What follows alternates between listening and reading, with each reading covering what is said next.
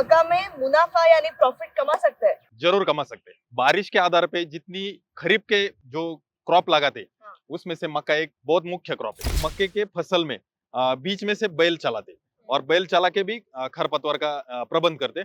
उसमें आपको दो फायदे होते। खरपतवार का प्रबंध तो होगा ही होगा, वो बैल चलाने से जमीन एक बार फिर से छुट्टी हो जाएगी, जिसमें आपको मॉइस्चर रिटेंशन और जो पानी पकड़ के रखने का जो कैपेसिटी वो बढ़ जाएगा। दवा का चयन करने के साथ साथ फुहारे लेने का समय ये शाम के टाइम पे होना जरूरी है। उस टाइम पे वो जो कीड़े या जो लट है वो ज्यादा एक्टिव होती है, तो आपको इसके रिजल्ट अच्छे मिलेंगे। बारिश जितनी अच्छी है, जितनी ज्यादा है, उतनी उस फसल को वो प्यारी है और वो फसल की बढ़वार और उसके उत्पादन के लिए मदद में आएगी। तो ऐसा कुल मिला के अपने को कम से कम 80,000 और ज्यादा से ज्यादा 1,20,000 रुपए तक की मक्के का इनकम हो सकता है। नमस्ते किसान भाइयों। भारत में मक्का की खेती बहुत बड़े पैमाने पे की जाती है। उत्तर प्रदेश, बिहार, महाराष्ट्र, राजस्थान, तमिलनाडु, आंध्र प्रदेश, मध्य प्रदेश इसके बड़े उत्पादक राज्य माने जाते हैं। अगर हम पूरे विश्व की यानी दुनिया की बात करें तो उत्पादन में भारत का स्थान तीसरा है। तो किसान भाइयों, आज के इस वीडियो में हम तेजस सर से जानेंगे कि शुरुआती के व्यवसाय यानी जमीन की तैयारी से लेके हार्वेस्टिंग तक कितना खर्चा मक्का की खेती में आ सकता है और क्या हम मक्का की खेती से अच्छा मुनाफा कमा सकते हैं क्या, क्योंकि ये फसल लगभग 100 से 120 दिनों की है। अच्छा मुनाफा इसमें मिल सकता है क्या किसान भाइयों को, जानते हैं आज के इस वीडियो में। पर आज का ये वीडियो शुरू करने से पहले अगर आपने अभी तक एग्रोस्टार के यूट्यूब चैनल को सब्सक्राइब नहीं किया है तो कर ले। तो चलिए शुरू करते हैं आज का मक्का का ये बहुत ही मजेदार और इम्पोर्टेंट वीडियो। नमस्ते सर। नमस्ते। सबसे पहले मुझे आपसे पूछना है कि हम मक्का में मुनाफा यानी प्रॉफिट कमा सकते हैं? जरूर कमा सकते हैं। बारिश के आधार पे जितनी खरीफ के जो क्रॉप लगाते हाँ। उसमें से मक्का एक बहुत मुख्य क्रॉप है। लेकिन किसान भाइयों का उसके तरफ देखने का जो तरीका है वो थोड़ा सा बदलना चाहिए। जैसे आपने बताया, ये जो मुख्य राज्य है जहाँ पे मक्के का बड़े पैमाने पे खेती होती है, लेकिन किसान भाइयों की सोच ऐसी होती कि बारिश के आधार पे करना है, दूसरा कोई फसल उनसे अगर छूटता है, उनके प्लानिंग में या उनके जो नियोजन में नहीं बैठता है, तब जाके उनके दिमाग में आता है कि हम मक्के की खेती क्यों ना करें। तो ये उनका जो तरीका है, सोचने का तरीका है, वो अगर हम बदलेंगे तो जरूर मक्के की खेती हमें मुनाफा दे सकती है। और वो कैसे देगी वो भी हम देख सकते हैं। तो तेजस सर, मुझे सबसे पहले पहली स्टेप्स यानी जमीन की तैयारी से लेके हार्वेस्टिंग तक कितना खर्चा आता है और हम कैसे मुनाफा कमा सकते हैं, इन शॉर्ट आप बता दीजिए। किसान भाइयों, खरीफ के फसल का जो नियोजन करना है उससे पहले जो जमीन की मशागत है वो जरूर करनी पड़ती है और वो किसान भाई करते हैं। जैसे कि उसमें प्लॉविंग हो, हैरोइंग हो, ये सभी एक्टिविटी जिसमें 5 से 7 हजार रुपए प्रति एकड़ का खर्चा अपेक्षित है। तो इसके बाद क्या बहुत इंपॉर्टेंट जो खर्चा है वो आता है? जब खेती तैयार करते हैं उसके बाद जो खर्चा आता है, तो बहुत सारे किसान भाइयों के पास खुद का गोबर खाद होता है। हाँ। बहुत सारे किसान भाई जो मक्का की खेती करते हैं खास करके, उनके पास जो जानवर है दूध देने वाले वो भी होते हैं। तो उनको सबसे पहला जो अहम काम है वो गोबर खाद अपने खेत में डालना। उनके बजट के हिसाब से अगर ज्यादातर उनके पास उपलब्ध है तो 4 ट्रॉली तक वो डाल सकते हैं, और बहुत कम है तो कम से कम 1 ट्रॉली प्रति एकड़ जिसमें डालना पड़ेगा, जिसका खर्चा 3,000 से लेके 6,000 रुपए तक हो सकता है। ये आपने जो गोबर खाद का बोला वो खर्चा करना जरूरी है या वो स्किप कर सकते हैं हमारे किसान भाई? मक्का ऐसा फसल है जिसको बहुत सारा न्यूट्रिएंट या पोषक तत्वों की जरूरत है, इसलिए गोबर खाद का खर्चा करना जरूरी है। अगर आपके पास गोबर खाद कम है तो एग्रोस्टार का जो संचार है, ऐसे कुछ प्रोडक्ट है जिसमें आपको बायो इनरिच ऑर्गेनिक मैन्योर मिलता है, तो ऐसे भी प्रोडक्ट आप यूज कर सकते हैं अगर आपके पास गोबर खाद कम है। या गोबर खाद के साथ साथ गोबर खाद की क्वालिटी इंप्रूव करने के लिए संचार जैसे प्रोडक्ट का आप इस्तेमाल जरूर कर सकते हैं, लेकिन गोबर खाद इस्तेमाल करना बहुत जरूरी है। तेजस सर, जैसे आपने बताया अभी गोबर खाद के बाद कौन सा इम्पोर्टेंट खर्चा किसान भाइयों को करना जरूरी है? अभी इसमें सबसे जो अहम भूमिका है वो है कि उनको किस्म का चयन करना। मक्के का जो फसल अच्छी तरीके से या मुनाफे में लेना है तो फसल में जो किस्म चयन है वो बहुत मायने रखता है, और कोई भी किस्म वो उनका चयन कर सकते हैं। तो उसमें एक प्रति एकड़ 2 पैकेट बीज लगने वाला है, और उस हिसाब से उनको 1,500 से 1,700 रुपए बीज का एक पैकेट का खर्चा है। उस हिसाब से 3 से 3,500 रुपए तक उनको 1 एकड़ का बीज का जो खर्चा है वो उनको गोबर खाद के बाद वो महत्वपूर्ण खर्चा है। अच्छा, तो किसके बाद आपने जैसे बताया कि चयन 3 से 3,500 हजार रुपए का किस्म लगता है 1 एकड़ के लिए, इसके बाद क्या इम्पोर्टेंट है? जब मक्के की बुआई के टाइम पे ही आपको रासायनिक खाद डालना जरूरी है। रासायनिक खाद में 2-3 प्रकार के खाद उनके इलाके में जो उपलब्ध है उसमें से उनको सही से उसका चयन करना है, जिसमें नत्र, स्फुरद और पालश तीनों घटक होना जरूरी है। और वो basal dose, as a basal dose वो क्यों डालना जरूरी है? तो जब आप मक्के की बुआई करते तो मक्के के बीज के निचले हिस्से में आपका रासायनिक खाद जाना जरूरी है। इसलिए वो जब मक्का लगाने के टाइम पे या बुआई के टाइम पे ही आपको ये खाद डालना जरूरी है। अगर ये खाद आप बाद में डालते हो, मक्के का बीज नीचे और खाद ऊपर रहता है, वो गलत हो जाएगा। इसलिए आपको लगाने के टाइम पे ही खाद डालना जरूरी है। और ऐसा आप 2 बार आपको खाद डालना है। एक तो आप लगाने के टाइम पे डालोगे, उसके बाद 1 महीने में डालोगे, और आपका बहुत अच्छा अगर नियोजन है तो फिर से एक बार 30 दिन में आप डालोगे।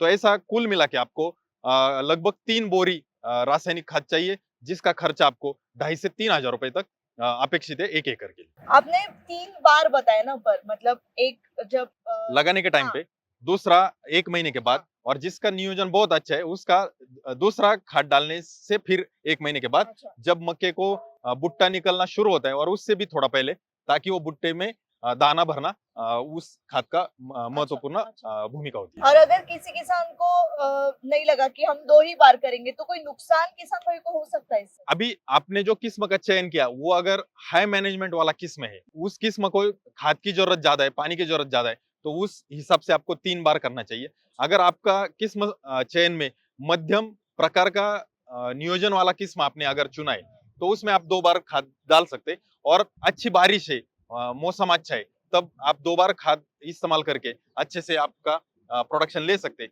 लेकिन आपने अगर गोबर खाद डाला होगा तो ये 2 बार आप सीमित रख सकते हैं। तेजस सर, आपने अभी तक तो बहुत ही सटीक तरीके से हमें ये इम्पोर्टेंट इंफॉर्मेशन दी है मक्का की खेती के बारे में, जो जो खर्चा आता है। अभी तक आपने बताया है कि वैरायटी सिलेक्शन या वैरायटी के चयन के लिए कितना खर्चा किसान भाइयों को आता है। इसके बाद क्या करना चाहिए किसान भाइयों को? जब इसका बुआई होता है तो बुआई के बाद खरपतवार का एक समस्या आती है, तो खरपतवार का टाइमली प्रबंध करना है। अगर खरपतवार का आप प्रबंध नहीं कर पाए टाइमली, तो क्या होता है, अपना फसल से खरपतवार बड़ा हो जाता है। उस टाइम पे वो खरपतवार अपने फसल से कंपटीशन करता है, और जो अवेलेबल न्यूट्रिएंट है, पानी है, वो उस जगह है, वो सबके लिए जब वो कंपटीशन करता है तो आपका फसल अच्छी तरह से बढ़वर नहीं कर पाता, और आपका खरपतवार जो है वो सब लेके जाता है, तो उसमें आपको यील्ड लॉस होने की जो संभावना है वो सबसे ज्यादा हो जाती है। तो तेजस सर, खरपतवार के बारे में आपने बताया, पर खरपतवार निकालने के लिए लेबर लगते हैं। लेबर का बहुत ज्यादा प्रॉब्लम अभी किसान भाइयों को आता है। बहुत इंपॉर्टेंट ये पॉइंट है। तो इसके लिए कोई ऑप्शन आप बता सकते हो? खरीफ सीजन में बहुत सारे किसान भाइयों के पास सभी एक्टिवली लेबर लगते हैं, तो उस समय में आपको लेबर टाइमली मिलेंगे कि नहीं मिलेंगे, वो एक पहला क्वेश्चन है। और दूसरी बात कि उसका जो खर्चा है, तो 1 एकड़ में आप अगर निराई गुड़ाई करना चाहोगे या खरपतवार का प्रबंध करना चाहोगे लेबर के द्वारा, तो आपको 5 से 8 लेबर लगेंगे, जिसमें आपका जो खर्चा है तो वो 4,000 के ऊपर जाएगा। अच्छा, इसमें दूसरा जो रास्ता है, तो आप खरपतवार नाशी जो आते हैं, जिसका रासायनिक प्रबंधन जो होता है खरपतवार का, वो करना सही रहेगा, और वो आपको टाइमली हो पाएगा। अच्छा, टाइमली होना जरूरी है। खर्चा आपका 4,000 हो रहा है कि 2,000, ये तो बात की बात है, लेकिन वो अगर समय में करोगे तो आपको जरूर उसका फायदा है वो उत्पादन में मिलेगा। तो आप कोई भी रासायनिक जो खरपतवार नाशी है उसका चयन कर सकते हैं, जिसमें 1,500 से 2,000 रुपए तक प्रति एकड़ का खर्चा आपको अपेक्षित है। उससे ज्यादा खर्चा नहीं होगा। सिर्फ ख्याल ये रखना है कि आप जब खरपतवार नाशी इस्तेमाल कर रहे हैं, तो उस समय आपकी जमीन में अच्छी से नमी हो, और आपका जो फसल है वो 25 दिन के अंदर का हो, ताकि आपको उसका जो रिजल्ट है वो अच्छे से मिलेगा। ये एक रास्ता हुआ। कुछ किसान भाई किसी जगह में, ये कॉमन प्रैक्टिस है कि मक्के के फसल में बीच में से बैल चलाते, और बैल चला के भी खरपतवार का प्रबंध करते। उसमें आपको 2 फायदे होते, जिसका खर्चा आपको 1 एकड़ का 2,000 रुपए तक ही होगा, लेकिन 2 फायदे ऐसे होते कि खरपतवार का प्रबंध तो होगा ही होगा, वो बैल चलाने से जमीन एक बार फिर से छुट्टी हो जाएगी, जिसमें आपका मॉइस्चर रिटेंशन और जो पानी पकड़ के रखने का जो कैपेसिटी है वो बढ़ जाएगा। मक्का फसल के जो रूट है, उसकी जो मूली है, उसके लिए फिर से एक बार एरेशन प्रॉपर होगा, हवा उसको मिलेगी, और ये सभी का फायदा होके उस मक्के का जो उत्पादन है वो जरूर बढ़ेगा। तो आपके पास 3 पर्याय है, उसमें से आप सही पर्याय, जो पहला तो रासायनिक है जो टाइमली हो सकता है, दूसरा जो है बैल के साथ आप कर सकते हैं, और अगर वो दोनों नहीं कर पाए और आपके पास लेबर उपलब्ध है, तो अब आप जाके लेबर के द्वारा निराई गुड़ाई करके या वीडिंग करके ये खरपतवार का प्रबंध कर सकते हैं। तो किसान भाइयों, सर ने जैसे अभी बताया कि ये 3 ऑप्शन आपके पास उपलब्ध है, तो आप इन तीनों में से किसी का भी सिलेक्शन करके आप आपके खरपतवारों का नियंत्रण कर सकते हैं। तो तेजस सर, इसके बाद क्या करना चाहिए किसान भाइयों को खरपतवारों के बाद? खरपतवार का जो प्रबंध है, हमने जैसे देखा कि आपने बुआई की, उसके बाद 25 दिन में खरपतवार का प्रबंध है। उसी समय आगे पीछे आपको कीड़ या रोग की समस्या आ सकती है। मक्का फसल ऐसा है कि जिसमें कम से कम रोग आते, मतलब ना के बराबर आते। किसी एक आधे दूसरे एरिया में फफूंदजन्य रोग की समस्या है, बाकी सभी जगह पे जो इल्ली की समस्या है वो सबसे ज्यादा है, जिसको फॉल आर्मीवर्म बोलते हैं। और वो इल्ली का प्रबंध करना और वो सही समय पे और सही तरीके से प्रबंध करना, ये बहुत जरूरी है। फिर से एक बार इल्ली आएगी, मक्के की फसल में भुट्टा लगने की अवस्था होती है, उससे पहले एक बार फिर से आएगी, तब एक बार, ऐसे 2 बार आपको इसमें फुहारा लेने की जरूरत है। तो ये जो फुहारा लेने की जरूरत है, और हमारा जो पास्ट एक्सपीरियंस है, पिछला जो अपना अनुभव है, उसके हिसाब से 2 बार कम से कम आपको ये लेना जरूरी है। उसमें से प्रबंधन अगर प्रकोप होने से पहले करोगे तो वो आपको सही रास्ता रहेगा और वो कम खर्चे में आपका हो सकता है। जो पहला प्रबंध आप कर रहे हैं उसमें आपको 400 से 500 रुपए प्रति एकड़ की दवा लगने की संभावना है। दूसरा जब आप करोगे तो उसमें थोड़ी सी भारी वाली दवा या महंगी वाली दवा आप इस्तेमाल कर सकते हैं, जिसमें आपको 800 से 1200 रुपए तक का खर्चा हो सकता है। ऐसा दोनों मिला के आपको 2000-2200 रुपए तक जो फॉल आर्मीवर्म या जो इल्ली की समस्या है उसके लिए काम करना है। और आपके मक्के के फसल में जो प्रोडक्शन लॉस होना है, तो वो वीड वाला या खरपतवार से जितना लॉस हो रहा है वैसे ही लॉस आपको ये फॉल आर्मीवर्म से हो सकता है। तो ये दोनों के ऊपर आपको काम करना जरूरी है। तेजस सर, आपने अभी कीट रोग के बारे में बताया, आपने खर्चा बता दिया, पर मुझे आपसे ऐसे जानना है कि कोई दवाई का नाम आप बता सकते हैं कि ये दवाई अच्छी है और कम खर्चे में किसान भाइयों को मिल सकती है? जैसे हमने बात किया कि आपको इल्ली आने से पहले उसका बंदोबस्त करना है, तो उस हिसाब से आप तय कर सकते 15 से 20 दिन के अंतर में आपका मक्के का फसल है, तो उसमें एग्रोस्टार का एमेजेक्स है वो अच्छे से काम करेगा। 1 महीने के ऊपर है तो उसमें एग्रोस्टार का जो किलेक्स है वो भी अच्छे से काम करेगा, जिसमें लैम्बडा और थाइमेथोक्साम ऐसे दोनों घटक है। तीसरा जो है तो भुट्टा लगने से पहले, या हम बोल सकते हैं कि आप अपनी जो कद है उतना हाइट का जब मक्के का फसल बनता है तब आप इस्तेमाल कर सकते हैं। उसमें आपको रेपिजन जैसा दवाई काम करेगा या कोपिगो जैसा दवाई काम करेगा। और ये जो आप रासायनिक कीटकनाशी का चयन करते, वो चयन करना जरूरी है। अच्छा दवा आपको चयन करेंगे तो आपको रिजल्ट बढ़िया से मिलेगा। लेकिन दूसरी एक बात आपको ध्यान में रखनी है कि दवा का चयन करने के साथ साथ आपका जो फवारनी या फुहारा जब लेना है, तब वो फुहारे लेने का समय ये शाम के टाइम पे होना जरूरी है। अच्छा। उस टाइम पे वो जो कीड़ है या जो लट है वो ज्यादा एक्टिव होती है। तो शाम के टाइम पे अगर ये आप फुहारा लेते हैं तो आपको इसके रिजल्ट अच्छे मिलेंगे। दूसरी एक बात आपको ध्यान में रखनी है कि मक्का के फसल में या मक्का का जो पौधा है, तो उसको साइड से आपको फवारा करने की जरूरत नहीं, ऊपर से फवारा करना जरूरी है, ताकि वो जो लार्वा है या जो फॉल आर्मीवर्म की कीट है वो बीच में रहेगी। तो वो उसके लिए आपको ऊपर से फुहारा करने की जरूरत है। तो कई बार ऐसा होता है किसान भाइयों से बहुत महंगी दवा हमें चाहिए तभी जाके हमारा कीड़ का प्रबंध होगा।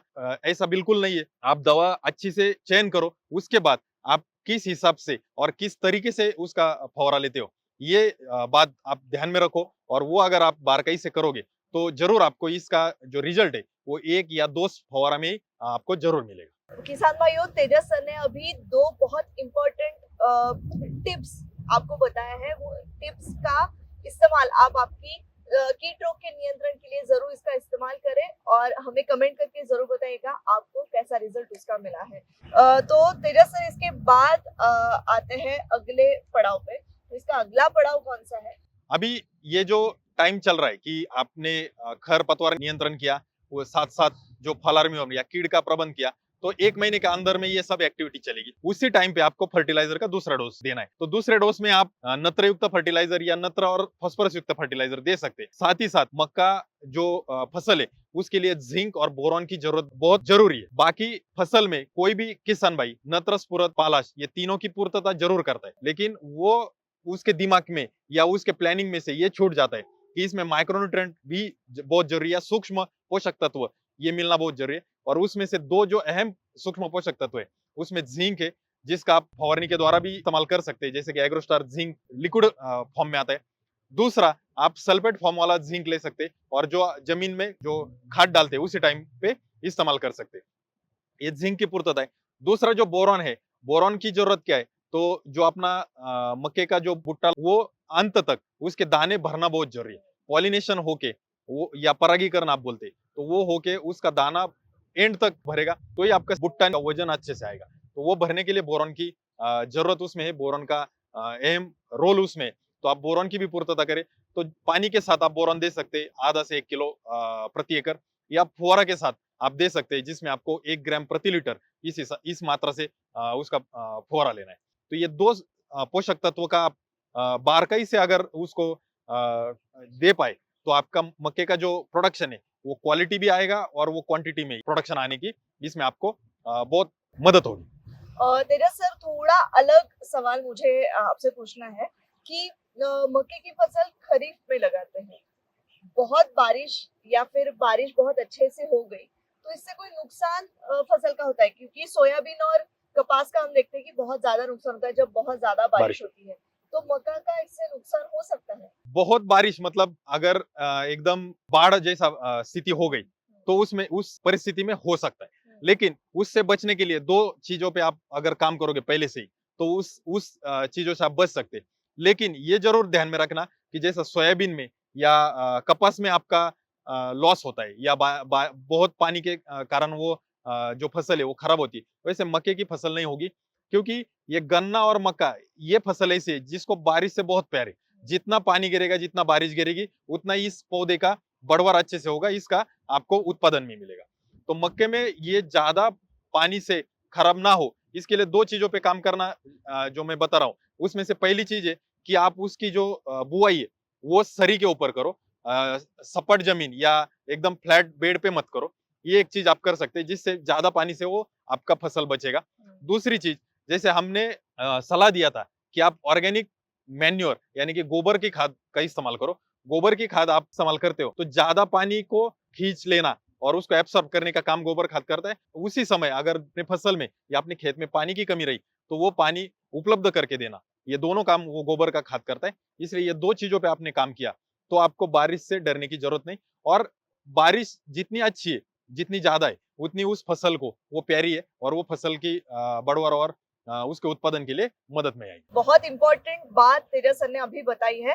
तो किसान भाइयों, आपको ये वीडियो कैसा लग रहा है हमें कमेंट करके जरूर बताइएगा, और हाँ, इस वीडियो को लाइक जरूर करिएगा। तेजा सर, इसके बाद कौन सा इंपॉर्टेंट या फाइनल शायद आ सकता है, फाइनल स्टेज है अभी, तो इसका फाइनल खर्चा क्या आता है किसान भाइयों को? मक्के का अगर खर्चे की बात करेगी, जैसे जमीन की तैयारी जिसमें 5 से 7 हजार रुपए खर्चा अपेक्षित है, बीज का चयन करना जिसमें 3 से 3.5 हजार रुपए का खर्चा अपेक्षित है, खरपतवारनाशी जिसमें 2 हजार रुपए तक हमने खर्चा उसमें रखा है।